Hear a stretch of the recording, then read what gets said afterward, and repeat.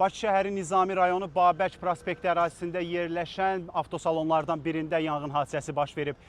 Hadisə yerinə dərhal Fövqəladə Hallar Nazirliyinin Dövlət Yanğından Mühafizə Xidmətinin əməkdaşları cəlb olunub. Yanğının qarşısı qismən alınıb, hazırda avtosalonun içindən duman və tüstülər çıxmağa davam eləyir. Hadisə yerində az öncə qeyd etdiyim kimi Fövqəladə Hallar Nazirliyinin əməkdaşları var və yanğının qarşısını almağa çalışırlar.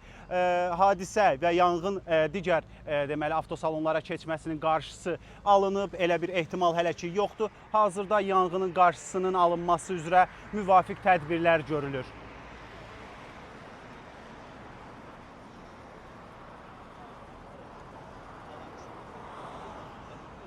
Avtosalonda baş verən yanğına dərhal Fövqəladə Hallar Nazirliyinin Dövlət Yanğından Mühafizə Xidmətinin əməkdaşları hadisə yerinə cəlb olunub. Hazırda avtosalonun sahibi Alim bəy yanımızdadır. Alim bəy, məlumat verin zəhmət olmazsa, hər hansısa bir avtomobillərə zərər dəyib, ümumiyyətlə maddi zərəriniz varmı? Əlbəttə ki var, bu göz qabağındadır ki, sadəcə şükür Allahın böyünə ki, heç bir avtomobilə bir yanğın olmayıb, şükür Allah'a.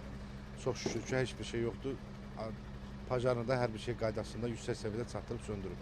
Yanğının ilkin səbəbləri bəllidir mi? Yəqin ki, qısa kapanma olub da yəqin.